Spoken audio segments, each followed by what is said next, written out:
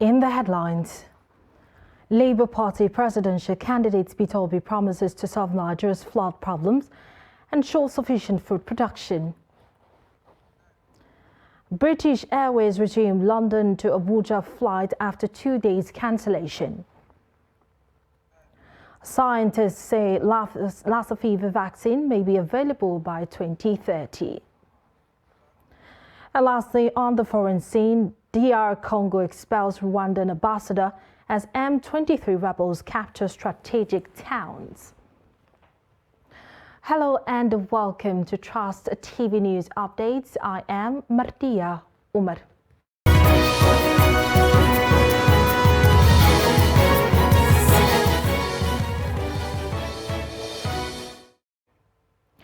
Thank you for joining in. Now the news in detail.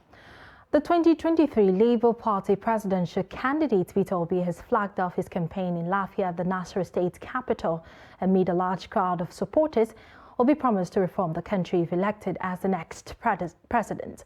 Abubakar Abdullahi sent in this report as presented from our studio.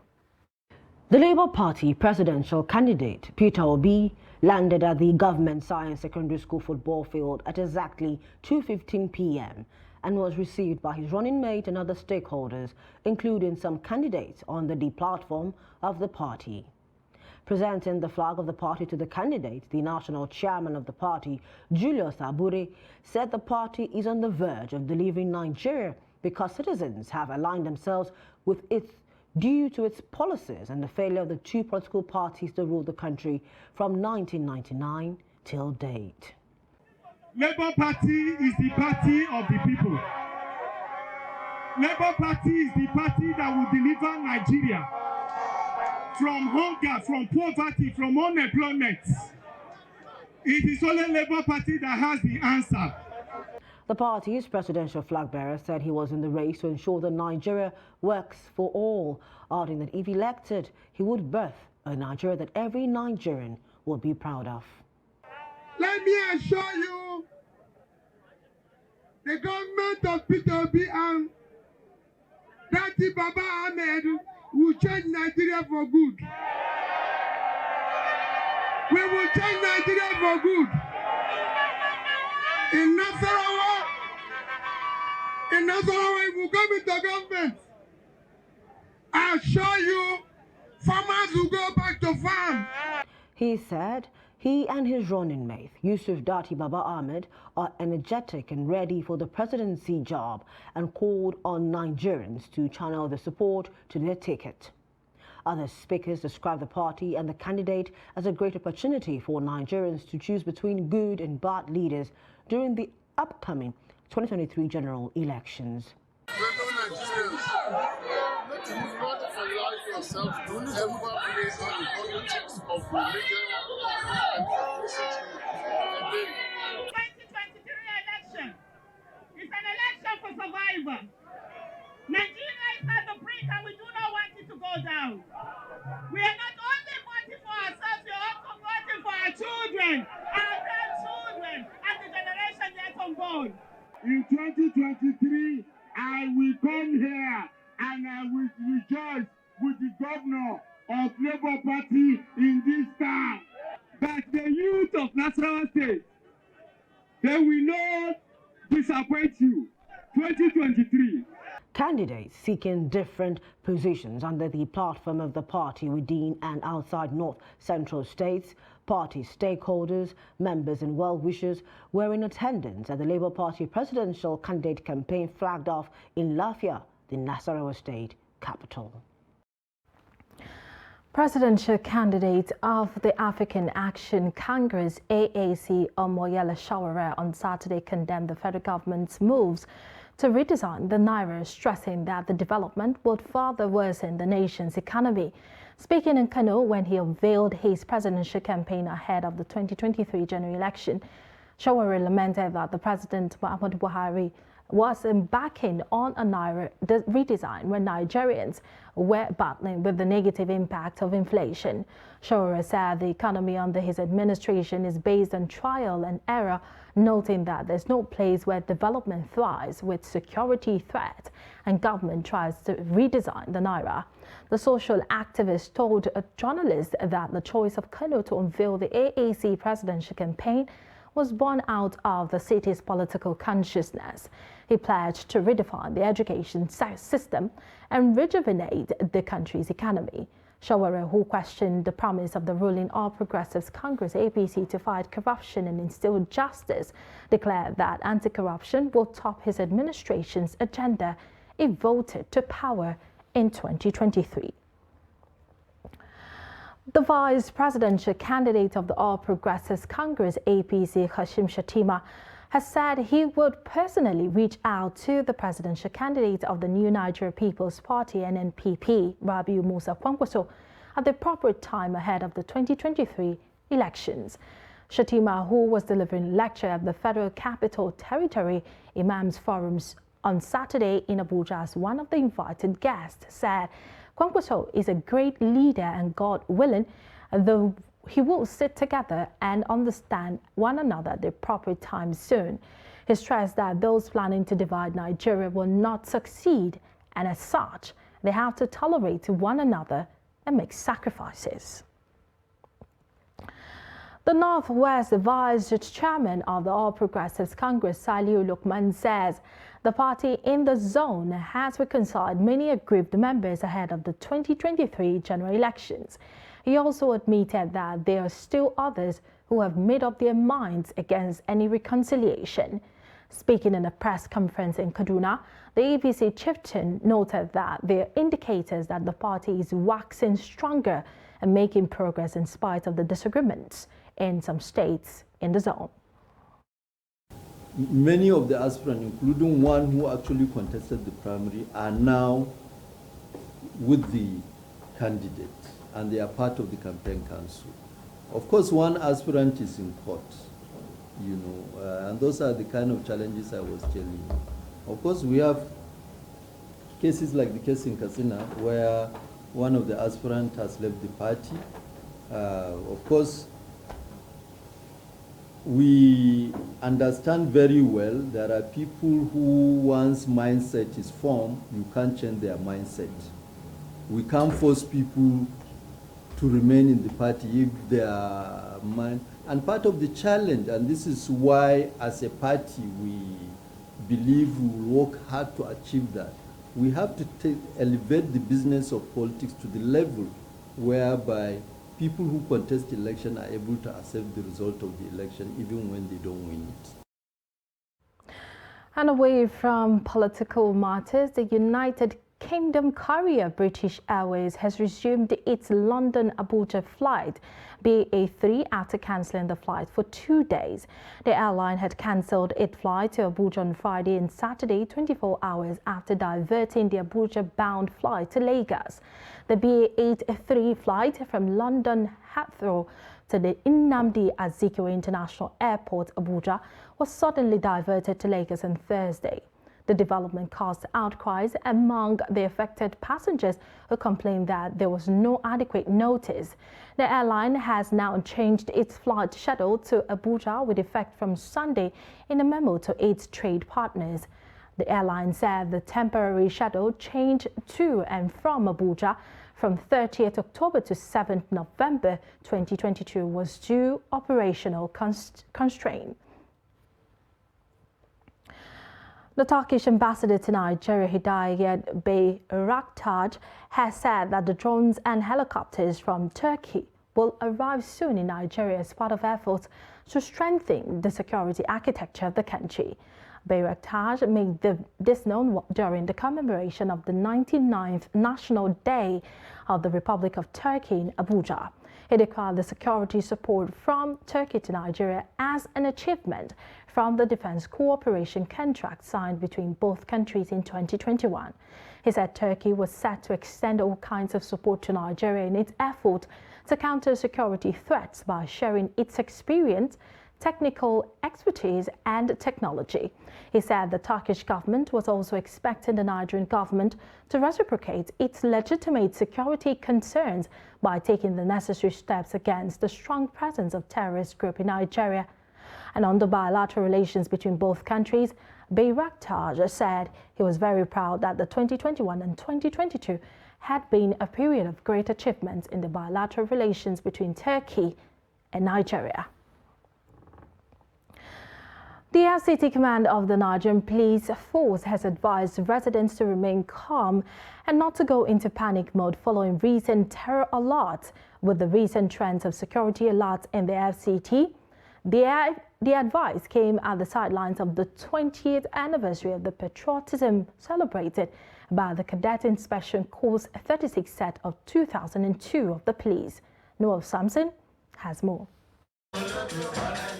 Beyond the fanfare, the police authorities assured residents of the nation's capital territory that everything was under control and urged them to go about the daily routine without fear of the unknown. The Inspector General of Police has already made it clear that no any imminent threat, that Abuja is safe. So everybody should go to his lawful business. For the cadets and other civilians working with the police to ensure the security of lives and property, a pat on the back was not out of place, even as they were admonished not to relent. Today is a great day. It's a very great day for us as member of Corps 36 2002 because we are celebrating 20 years in service. It's not been easy. A lot has happened along the line. I remember when we converged in Wudil back then on the 15th of August 2002.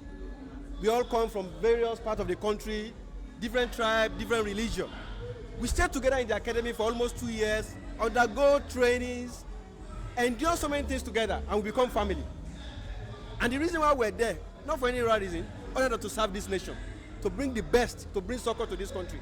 So I'm proud that despite I left the force about 5 years ago to do something different that can also bring support for the service.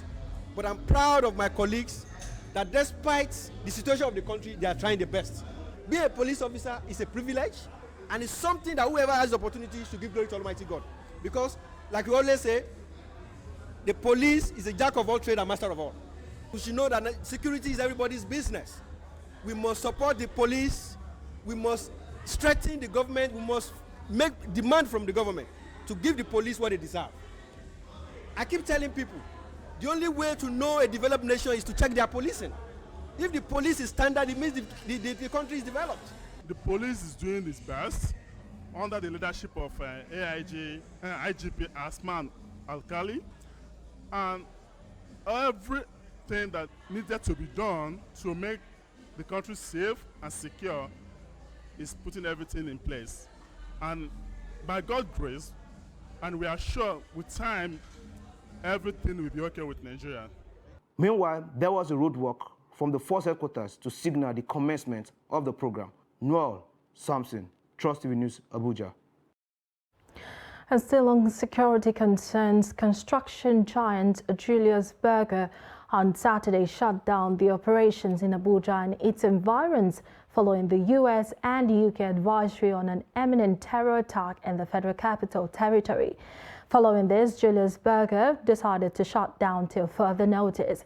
In a statement by the company's managing director and corporate security manager, Lars Butcher and Paul Nielsen, the company advised its staff to avoid public premises during the weekend.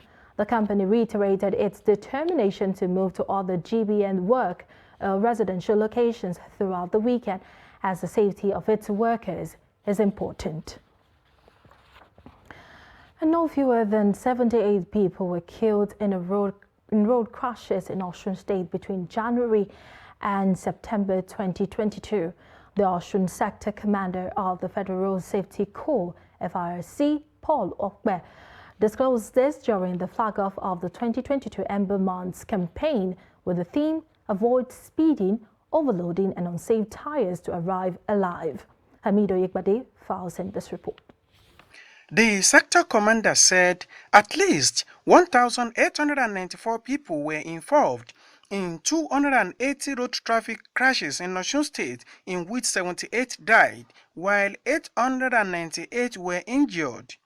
He noted that most of the crashes occurred on the Gbọ̀ngán-Ìbàdàn, Ilesha-Ife, and Ìpẹ̀tù-Àkúrẹ́ roads that connect the southern and northern parts of the country together. The situation, he said, calls for deliberate efforts to reduce road traffic crashes and prevent avoidable deaths on the roads. On the road between Asajire Bridge and Owena, which is where we have the major traffic infractions. And the traffic infractions I've had there are people that have traveled from Lagos, from other states, from either the north or the south. And that is the major link road between the north and the south. And that is where these traffic crashes occur. The secretary of the Osun State chapter of the National Union of Road Transport Workers, Ismaila Oshundiya, said NURTW is educating its members to shun actions that could lead to road traffic crashes. We have been trying to sensitize our members. It is not only December month, it's every now and then. Whenever we are having our state meeting, we do have it in a day, especially first week of the month, of every month. A member of the National Youth Service Corps, Samuel Uluwatosin, said corps members are also sensitizing traders and hawkers on the dangers of selling on the roads as a way of reducing accidents involving hawkers. We talk to the marketers because we feel they are one of the road users too that cause a road accident. So them walking on the road, it's a bad idea. So we enlighten them on how to walk or move on the road. Stakeholders believed that if all road users remain law-abiding and safety-conscious, fatalities on the roads will be drastically reduced. Amid Ojegbade, Trust TV News, Oshogbo. And you're still watching Trust TV News updates coming up shortly. We'll take a look at how decline in hospital infrastructure is taking a toll on the health of Nigerians. Details of this report and more after the break. Stay with us.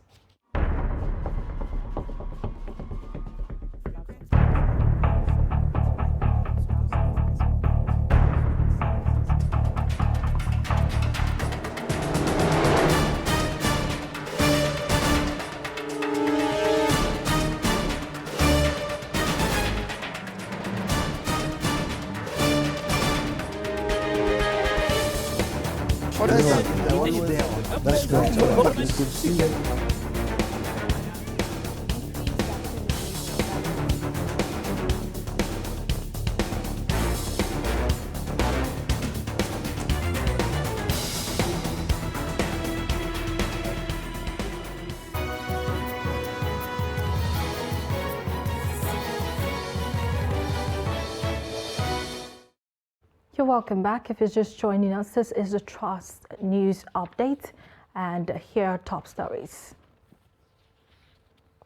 We told you earlier that Labour Party presidential candidate Peter Obi promises to resolve Nigeria's flood problems, ensure sufficient food production.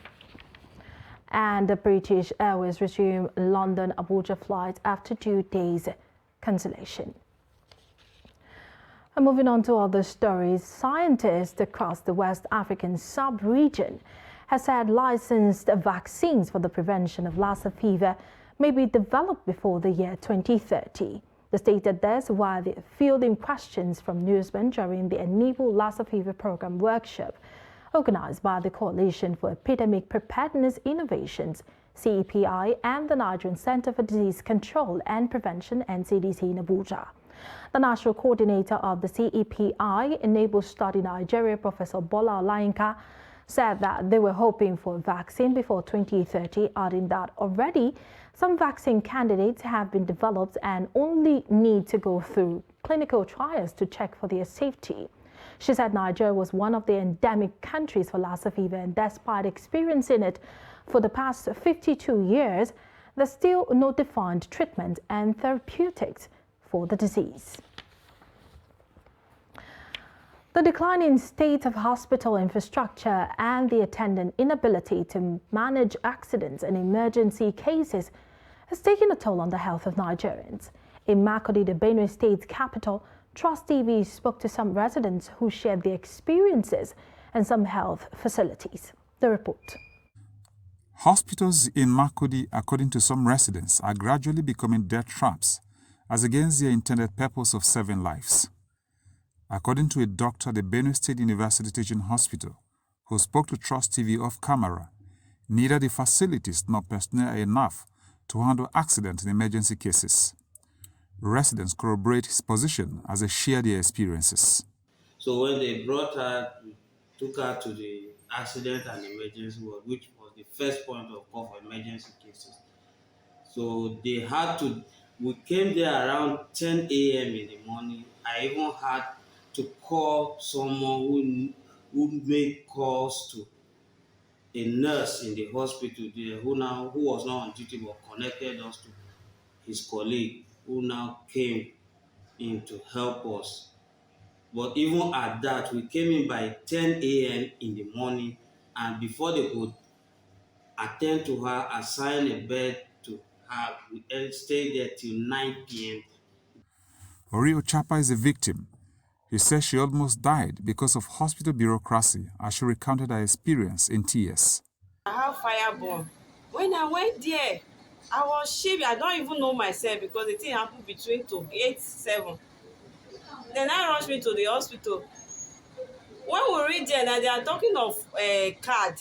Me, I don't know myself. The only thing I had, my sister was calling my name, Ori, what are you trying to do, Ori? I don't even want to answer the call. And I hear my name from far, and I say, yeah, it's then that their eye opened, then they now rushed me to the inside to attend to me proper. Many of the residents said the best option is to go to private hospitals for emergency services, but however decry the cost, which is not pocket-friendly for many families. I have a neighbor that took his son to government hospital because the wife was saying there is no money, they have to rush there to that place. When the boy nearly died, it was a high fever, say too much of mosquito, so they now rushed the boy to hospital. It was the man, there did nobody attend to the boy, that is the boy. The father of the boy now came, was shouting in the hospital, so the temperature was going high. I don't know what happened, that somebody now came and rushed, the boy was going down, somebody now came and rushed the boy to the ward. Children. The need to check the activities of hospitals is paramount due to the declining standards of hospital infrastructure and personnel, especially when compared to the doctor-to-patient ratio in the country. And 63 persons have been arrested over alleged violation of monthly environmental sanitation exercises in Nasarawa State. State Chief Prosecuting Officer on the violations of environmental sanitation, Muhammad Abubakar, made this known while addressing journalists shortly after the exercise in Lafia. He said the violators, most of them motorists, were arrested in Lafia, Nasarawa, Igon and Karo. The permanent secretary in the State Ministry of Environment and Natural Resources, Aliyu Agwe, said the ministry has observed that shops were built on drainages at the Lafia New Market and ordered for their demolition within 1 week or face sanction. The two environmental officers appreciated the level of compliance with the exercise and promised continued enlightenment to enable more people to embrace the exercise. And they appear before the court, no, just in Lafia. And that shows the level of compliance. People are compliant, people are now key in to make the environment clean. So those 20 is only in Lafia. But in Nasarawa Igon, I called them, they told me that there are about 25 people. And those ones are motorists, most especially. In Akwanga, they said there are 18 people, and those ones are motorists again. So I think the Nigerian Communication Commission has reassured the public that the new fifth generation network 5G has no negative health effects. The Enugu Zonal Controller of the NCC, Ogbonna Ugama, made this clarification in Enugu on Saturday at a roundtable with members of the Association of Heads of federal establishments. Ogama explained that there was no convincing evidence associated with emissions from electromagnetic devices, including handsets, were harmful to the body. According to him, international bodies, including the World Health Organization, had established a threshold that there was no solid evidence that 5G caused negative health effects on humans and animals. The controller, however, advised users not to hold these electromagnetic devices like handsets close to their body if they had doubts. Ogama reiterated the benefit of the 5G network, saying that it was designed to increase speed, reduce latency, and improve flexibility of the wireless services. And finally, on the foreign scene, the Democratic Republic of Congo's government has ordered Rwandan Ambassador Vincent Karega to leave the country within 48 hours after accusing Kigali of supporting M23 rebels who have seized 2 towns in the DRC's east, raising tensions between the two countries. Saturday's announcement by government spokesman Patrick Muyaya came after a meeting of the Defense Council presided over by President Felix Tshisekedi in the wake of rebels seizing control of Kiwanja and Rushuru in the province of North Kivu. Democratic Republic of Congo has repeatedly accused Rwanda of backing the rebels, an allegation Rwanda has repeatedly denied. The decision to expel Karega is expected to further ratchet up tensions between the two countries whose relations have been fraught for decades. Muyaya said that in recent days, a massive arrival of elements from the Rwandan element to support the M23 terrorists against DR Congo's troop had been observed. There was no immediate confirmation from Congolese authorities or the military on the reported seizure of the 2 towns. And that brings us to the end of the news update at this hour. For more, you can subscribe to our YouTube channel and follow us across all our social media platforms. I am Martia Umar. Thank you for joining.